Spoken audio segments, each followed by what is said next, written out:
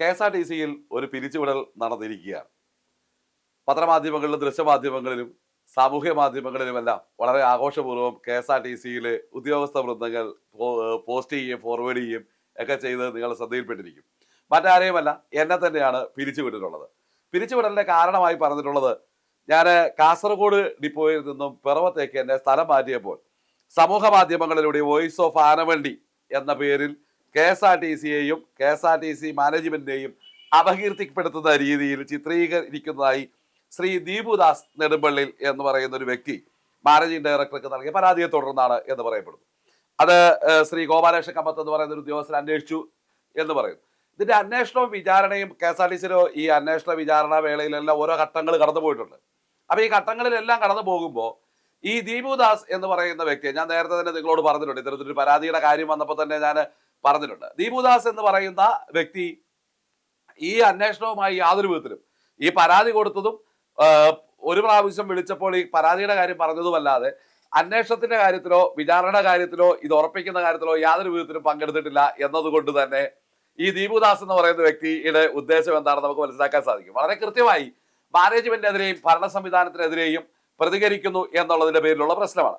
ഒന്ന്, ഇവിടുത്തെ ഏറ്റവും പരമപ്രധാനമായ പ്രശ്നം, ഈ ഉത്തരവിൽ ഒപ്പിട്ടിരിക്കുന്ന ഷാജി എന്ന് പറയുന്ന വിജിലൻസ് എക്സിക്യൂട്ടീവ്, അത് എനിക്ക് തോന്നുന്നു ഈ കാരണം കാണിക്കൽ നോട്ടീസ് എന്ന് പറഞ്ഞൊരു സാധനം എനിക്ക് തന്നിരുന്നു. അത് ഞാൻ നിങ്ങളെ കാണിക്കാം. അതായത് കാരണം എന്താണെന്ന് അറിയത്തില്ലാതെ കാരണം കാണിക്കൽ നോട്ടീസ് തയ്യാറാക്കി അയക്കുന്ന ഒരാൾ വിജിലൻസ് ഓഫീസറായി ഇരിക്കുക എന്നുള്ളത് KSRTCയുടെ ഗതികേടാണ്. കാരണം അവിടെ തന്നെ ഞാൻ നേരത്തെ ഇവിടെ തന്നെ പറഞ്ഞിട്ടുണ്ട്, വിജിലൻസ് ഓഫീസറായി പോലീസിൽ നിന്നും DYSP ഡെപ്യൂട്ടി സൂപ്രണ്ട് റാങ്കിൽ കുറയാത്ത ഒരാളെ നിയമിക്കണമെന്ന് KSRTCയുടെ ഡയറക്ടർ ബോർഡിന്റെ തീരുമാനം പണ്ടേ വന്നിട്ടുള്ളതാണ്. അതിനെ വഴിതെറ്റിച്ചു, അതിനെ മറികടന്നുകൊണ്ടാണ് രാഷ്ട്രീയപരമായി ഇത്തരം ഒരാളെ ഡെപ്യൂട്ടേഷനിൽ അവിടെ ഇരുത്തിയിരിക്കുന്നത്. കാരണം KSRTCയുടെ അഴിമതികളെ മറയ്ക്കുവാനാണ്. വളരെ കൃത്യമായി തന്നെ പറയാം. ഞാൻ നേരത്തെ തന്നെ പറഞ്ഞിട്ടുണ്ട്, നിങ്ങൾക്ക് ധൈര്യമായിട്ട് പിരിച്ചുവിട്ടാലും പിരിച്ചുവിട്ടില്ലെങ്കിലും പറയാനുള്ളത് പറഞ്ഞുകൊണ്ടിരിക്കും. ഇവിടെ ഞാൻ ഈ ഷാജിയോട് പറയുന്നത്, കുറഞ്ഞ പക്ഷം ഈ കാര്യത്തെക്കുറിച്ച് പഠിച്ചിട്ട് വേണ്ട ഒരു കാരണം കാണിക്കൽ നോട്ടീസ് എനിക്ക് നൽകാൻ. എന്നെ കാസർഗോഡ് ഡിപ്പോയിൽ നിന്നും പിറവൻ ഡിപ്പോയിലേക്ക് സ്ഥലം മാറ്റിയിട്ടുണ്ടോ? ഇപ്പൊ ഇവിടെ പറയുന്നത് എന്റെ സർവീസ് ഹിസ്റ്ററികൾ പരിശോധിച്ചപ്പോൾ ഞാൻ സ്വഭാവ ദൂഷ്യമുള്ള ആളാണെന്ന്. അപ്പൊ രസമെന്ന് വെച്ചാൽ ഒരാളെന്നോട് പറഞ്ഞു, മന്ത്രിയുടെ ഫോട്ടോയും നിന്റെ ഫോട്ടോയും വെച്ച് ഇവരിൽ ആർക്കാണ് സ്വഭാവ ദൂഷ്യം കൂടുതലുള്ളത് എന്ന് നമുക്കൊരു സർവേ നടത്തിയാലോ എന്ന് ഒരു മാധ്യമ പ്രവർത്തകൻ എന്നോട് ചോദിച്ചു. കാര്യം ഞാൻ അതിലേക്ക് കടക്കുന്നില്ല. എന്താണ് ഈ സ്വഭാവ ദൂഷ്യം? അഴിമതികളെ കുറിച്ച് വിളിച്ചു പറയുന്നതോ? നിങ്ങൾ കയറാൻ മൂളാനല്ല വെൽഫെയർ അസോസിയേഷൻ എന്ന് പറയുന്ന ഒരു സംഘടനയും ആ സംഘടന എന്നെ ജനറൽ സെക്രട്ടറി ആക്കി വെച്ചിരിക്കുന്നതും KSRTCയിൽ നടക്കുന്ന അഴിമതികളെ അപ്പാടെ കുഴിച്ചു മൂടി അതിനെ വഴിതെറ്റിച്ചു വിടാൻ ശ്രമിക്കുന്ന, അവിടെ ഇരുന്നു കൊണ്ട് അഴിമതിക്ക് കൂട്ടു നിൽക്കുന്ന ഒരു വിജിലൻസ് എക്സിക്യൂട്ടീവ് ഡയറക്ടർക്ക് സ്തുതി പാടുവാനല്ല വെൽഫെയർ അസോസിയേഷൻ എന്ന് പറയുന്ന സംഘടന. അത് ആദ്യം തന്നെ മനസ്സിലാക്കണം. അതുകൊണ്ട് ഈ പിരിച്ചുവിടലൊന്നും നമുക്ക് യേശുന്ന കാര്യമല്ല. നമ്മളെ സംബന്ധിച്ചിടത്തോളം നിസ്സാരമായി പുഞ്ചിരിച്ചു തള്ളുകയാണ്. നിങ്ങൾക്ക് നിയമപരമായി എന്നെ പിരിച്ചുവിടുവാനുള്ള അധികാരവും അവകാശവും ഇല്ല. അതിനകത്ത് തന്നെ നിങ്ങളിവിടെ സമൂഹത്തോട്, ഇപ്പൊ എന്റെ സ്വഭാവ ദൂഷ്യത്തെ കുറിച്ചാണ് പറഞ്ഞത്. അത് ആഘോഷിക്കുന്ന മാധ്യമങ്ങൾക്ക് അത് ആഘോഷിക്കാനുള്ള അവസരം ഉണ്ടാക്കി കൊടുത്തു. അപ്പൊ എന്റെ സ്വഭാവ ദൂഷ്യത്തിലെ ഏറ്റവും പരമപ്രധാനമായ കാര്യം, അഴിമതി കണ്ടാൽ ശക്തമായി എതിർക്കും. അതെന്റെ സംഘടനയുടെ തീരുമാനമാണ്. അതിനുവേണ്ടിയാണ് ഈ സംഘടനയിൽ അംഗങ്ങളായിട്ടുള്ള KSRTCയിലെ 15% വരുന്ന ജീവനക്കാർ എന്നെ ഈ സംഘടനയുടെ ജനറൽ സെക്രട്ടറി ആക്കി വെച്ചിരിക്കുന്നത് എന്ന് ബഹുമാനപ്പെട്ട വിജിലൻസ് ഓഫീസർ ഷാജി മനസ്സിലാക്കേണ്ടതുണ്ട്. അപ്പോൾ ഇവിടെ ഷാജിക്ക് പറ്റിയിട്ടുള്ള 2 അബദ്ധങ്ങൾ പറയാം. ഒന്ന്, ബഹുമാനപ്പെട്ട ശ്രീ ഷാജി മനസ്സിലാക്കേണ്ട ഒരു കാര്യം, എന്നെ കാസർഗോഡ് നിന്ന് പിറവത്തേക്ക് ട്രാൻസ്ഫർ ചെയ്തിട്ടില്ല. ഉണ്ടെങ്കിൽ ഷാജി അതിന്റെ രേഖകൾ ഹാജരാക്കണം. 1. 2, ഈ പറയുന്ന ഈ പരാതിക്കാരനെ വിസ്തരിക്കുവാൻ, എനിക്ക് വിചാരണ ചെയ്യുവാൻ എനിക്ക് അവസരം നൽകിയിട്ടില്ല. അത് നീതി നിഷേധമാണ്. അതിനൊക്കെ ഉള്ള ഉത്തരവുകൾ ബഹുമാനപ്പെട്ട ഹൈക്കോടതികൾ നൽകിയിട്ടുണ്ട്. അത് ഞാൻ വഴിയെ നമുക്ക് ഈ കേസിന്റെ വിചാരണ വേളയിൽ നമുക്ക് അതിനെക്കുറിച്ച് വിശദമായിട്ട് സംസാരിക്കാം. ഇനി 3ാമത്തെ കാര്യം, ഈ എനിക്ക് നൽകി എന്ന് പറയപ്പെടുന്ന കാരണം കാണിക്കൽ നോട്ടീസ്. ആ കാരണം കാണിക്കൽ നോട്ടീസിൽ ഇത്ര ഗുരുതരമായൊരു തെറ്റുണ്ട്. അതുകൊണ്ട് ഈ കാരണം കാണിക്കൽ നോട്ടീസിന് മറുപടി നൽകുവാൻ എനിക്ക് ഒരു 14 ദിവസത്തെ കൂടി സാവകാശം നീട്ടി നൽകണമെന്ന് ആവശ്യപ്പെട്ടുകൊണ്ട് ഞാൻ ഈ ശ്രീ ഷാജിക്ക് ഒരു ലെറ്റർ അയച്ചിരുന്നു, കാസർഗോഡ് DTO മുഖാന്തരം. പക്ഷേ അതിന് മറുപടി, ആ ലെറ്ററിന് മറുപടി ലഭിക്കുന്നത് 13-ാം തീയതിയാണ്. 13-ാം തീയതി കാസർഗോഡ് നിന്ന് എനിക്ക് ഈ ലെറ്ററിന് മറുപടി ലഭിക്കുന്നു. ആ മറുപടി നിങ്ങളെ ഞാൻ കാണിക്കാം. അതായത്, സൂചന പ്രകാരമുള്ള കാരണം കാണിക്കൽ നോട്ടീസ് താങ്കൾക്ക് കൈമാറിയതിനെ തുടർന്ന് ഈ നോട്ടീസിന് മറുപടി നൽകുവാൻ സാവകാശം ചോദിച്ചുകൊണ്ടുള്ള താങ്കളുടെ അപേക്ഷ സൂചന 2 പ്രകാരമുള്ള കത്ത് പ്രകാരം വിജിലൻസ് ഓഫീസർക്ക് കൈമാറിയിരുന്നു.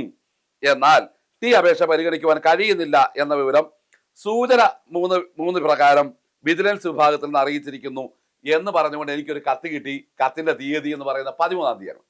അപ്പോൾ ഇവിടെ ഇതിനകത്തുള്ള കളികളാണ്. ഇത് എനിക്ക് തോന്നുന്നത് ഇവർക്ക് കുറച്ച് ധൃതി കൂടിപ്പോയി.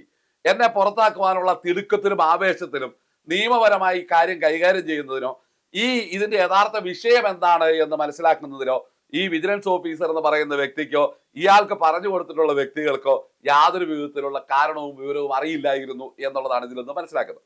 ഇനി രണ്ടാമത്തെ കാര്യം, ഇനി എന്നെ ഈ 13-ാം തീയതി എനിക്ക് മറുപടി അയക്കുന്നു. പക്ഷെ 12-ാം തീയതിയെ എന്നെ പുറത്താക്കിക്കൊണ്ടുള്ള, എന്നെ സർവീസിൽ നിന്ന് പിരിച്ചുവിട്ടുകൊണ്ടുള്ള ഉത്തരവിൽ ഈ പറയുന്ന government additional secretary executive director vigilance Shaji ഒപ്പിട്ടിട്ടുണ്ട്. അപ്പോൾ ഇതാണ് ഇതിനകത്ത് ഈ പ്രശ്നങ്ങൾ പറയുന്നത്. ഈ രണ്ട് വെൽഫെയർ അസോസിയേഷൻ എന്ന് പറയുന്ന സംഘടന മാത്രമല്ല, KSRTC പ്രവർത്തിക്കുന്ന സംഘടനകളെല്ലാം വിവിധ മാധ്യമങ്ങളിലൂടെ ജീവനക്കാരുമായി സംവദിക്കാറുണ്ട്, പൊതുജനങ്ങളോട് സംസാരിക്കാറുണ്ട്. അത് ചിലപ്പോൾ പൊതുയോഗങ്ങൾ വഴിയാകാം, അവരുടെ കമ്മിറ്റികൾ വഴിയാകാം, ഗൂഗിൾ മീറ്റ് വഴിയാകാം, വാട്സപ്പ് കൂട്ടായ്മകൾ വഴിയാകാം. അങ്ങനെ പറയുമ്പോൾ ഈ KSRTC മാനേജ്മെന്റ് കാണിക്കുന്ന തോന്നിവാസങ്ങളും അതുവഴി മരണപ്പെട്ടുകൊണ്ടിരിക്കുന്ന ഞങ്ങളുടെ സഹപ്രവർത്തകരുടെ മരണം മുമ്പിൽ കാണുമ്പോഴും നിശബ്ദമായിരുന്ന് ജോലി ചെയ്യുവാനുള്ള അവകാശത്തിന് വേണ്ടിയല്ല തൊഴിൽ വകുപ്പിൽ നിന്നും രജിസ്റ്റർ ചെയ്തിരിക്കുന്ന ഒരു ട്രേഡ് യൂണിയന് അവിടെ പ്രവർത്തന സ്വാതന്ത്ര്യം ലഭ്യമായിട്ടുള്ളത് എന്ന് നിങ്ങൾ മനസ്സിലാക്കേണ്ടതുണ്ട്. അവിടെ ഈ കേരള സിവിൽ സർവീസ് തരംതിരിക്കൽ ഇപ്പൊ പല ആളുകളും അതിന്റെ അടിയിൽ വന്നുള്ള പ്രതികരണം ഞാൻ കണ്ടിരുന്നു. എന്നെ പുറത്താക്കിയതിന്റെ അടിയിൽ KSRTC ഉണ്ണുന്ന ചോറിന് നന്ദി കാണിക്കാത്തവനെ പുറത്താക്കണം എന്നൊക്കെ പറഞ്ഞുള്ള ഈ റിപ്പോർട്ടർ ചാനൽ 24-ന്റെ ഒക്കെ ഈ വാർത്തയുടെ അടിയിൽ വന്നിട്ട് ഒരുപാട് ആളുകൾ ഈ കപടപ്രേമികൾ തള്ളുന്നത് ഞാൻ കണ്ടായിരുന്നു. പക്ഷെ അവിടെ പ്രശ്നം എന്താണെന്ന് വെച്ചാൽ തൊഴിലാളി സംഘടനാ പ്രവർത്തനങ്ങളുടെ പേരിൽ ഒരു വ്യക്തിയെ സർവീസിൽ നിന്നും ഡിസ്ചാർജ് ചെയ്യുന്നത് മോശം പ്രവണതയാണ് എന്ന് Padmanabhan S superintendent of post office 1975 KLT 2371 എന്നുള്ള ഉത്തരവിൽ പറയുന്നുണ്ട്. ഒരു കാര്യം. രണ്ട്, ഇവിടെ നടക്കുന്ന അഴിമതികളെ കുറിച്ചും ഇവിടെ നടക്കുന്ന തൊഴിലാളി പീഡനങ്ങളെ കുറിച്ചും ഇവിടെ നടക്കുന്ന തൊഴിലാളി ദ്രോഹങ്ങളെ കുറിച്ചും പ്രതികരിക്കുവാൻ വേണ്ടി തന്നെയാണ് സംഘടനകൾക്ക് രജിസ്ട്രേഷൻ നൽകിയിട്ടുള്ളത്. അത്തരത്തിൽ രജിസ്റ്റർ ചെയ്ത സംഘടനകളെ മാനേജ്മെന്റുമായി ഇത്തരം കാര്യങ്ങളെ ചർച്ച ചെയ്ത് കരാറുണ്ടാക്കി ഈ സ്ഥാപനത്തെ മുമ്പോട്ട് കൊണ്ടുപോകാൻ വേണ്ടിയാണ് ഇവിടെ ഇത്തരം സംഘടനകളുടെ റഫറണ്ടം തിരഞ്ഞെടുപ്പ് നടത്തുന്നത്. അപ്പോൾ സംഘടനാ സ്വാതന്ത്ര്യമുള്ള KSRTCയിൽ ഞാൻ വളരെ വ്യക്തമായി പറഞ്ഞിട്ടുണ്ട്. ഞാൻ സംഘടനാ പ്രതിനിധി എന്ന നിലയിൽ, ആ സംഘടനയുടെ കാര്യങ്ങൾ സംസാരിക്കുന്ന ഒരു വ്യക്തി എന്ന നിലയിൽ ഞാൻ പറയുന്ന കാര്യങ്ങളാണ് സംഘടനയുടെ കാര്യങ്ങളാണ്. അവിടെ സംഘടനാ പ്രവർത്തനത്തിന് ഇപ്പൊ ഞാൻ വേറൊരു സംഘടനയുടെ ഇവിടുത്തെ ഭരണകക്ഷി യൂണിയൻ തന്നെ കഴിഞ്ഞ CMDയുടെ പിതാവിനെ സ്മരിക്കുന്ന വിളിച്ചുകൊണ്ട് തന്തയ്ക്ക് വിളിച്ചുകൊണ്ട് മുദ്രാവാക്യം വിളിക്കുന്ന ഓഡിയോ ഉണ്ട്. അതിനകത്ത് കൂടുതൽ തെറികളുള്ളതുകൊണ്ട് നിങ്ങളെ കേൾപ്പിക്കാൻ പറ്റാത്തതുകൊണ്ട് ഞാൻ കേൾപ്പിക്കാത്തത്. അപ്പൊ അത്തരത്തിലുള്ള യാതൊരു അസഭ്യവർത്തനങ്ങൾ നമ്മൾ പറഞ്ഞിട്ടില്ല.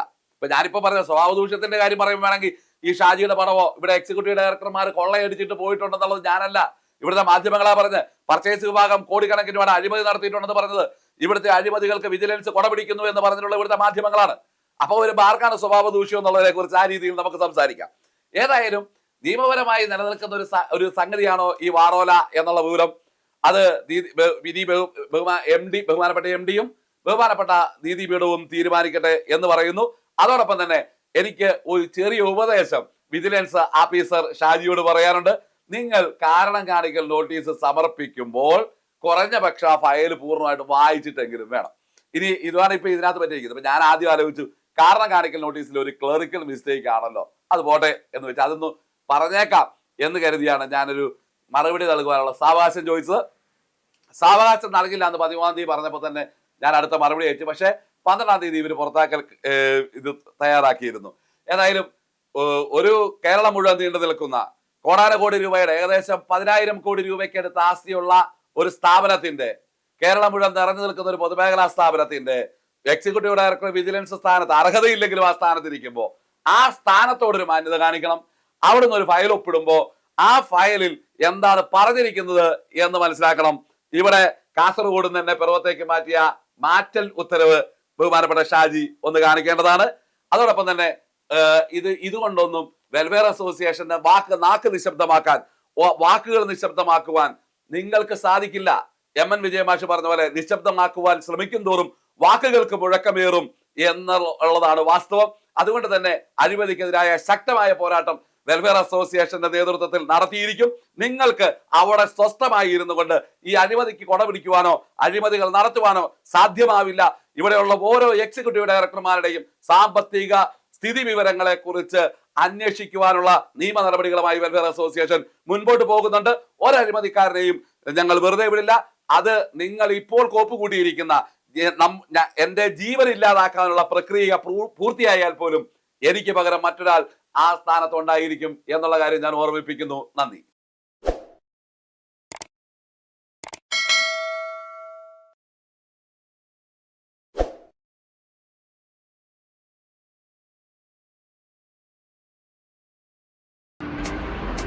Thank you.